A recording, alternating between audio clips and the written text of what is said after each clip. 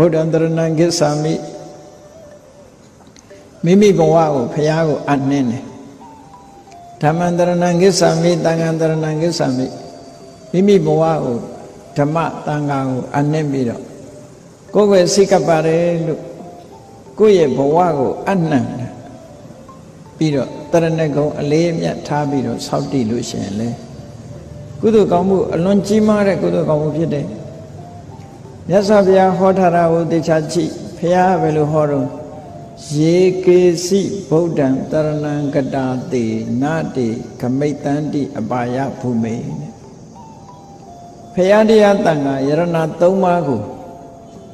အလေးအနက်စိတ်ပါလက်ပါ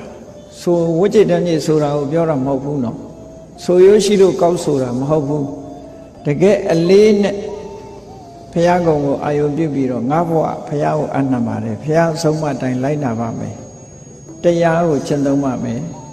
တန်ဃာတော်တွေစီကနေပြီးတော့တရားဓမ္မသိအောင်ကြိုးစားပါမယ်လူမဲ့တမ်းမဲ့ဆိုရင်တန်ဃာတော်တွေနဲ့ဆက်ဆက်ပါမယ်ဆိုတဲ့ဒီမွန်မြတ်တဲ့စိတ်ဓာတ်ကလေးတွေနဲ့ဘုရားတရားတန်ခါယရဏသုံးပါးကိုကိုယ်ွယ်စိတ်ကချင်းလို့ဆိုတဲ့တရဏဂုံမွန်မြတ်တဲ့တရဏဂုံလောကမှာအမှန်တရားကိုသိတဲ့မြတ်စွာဘုရား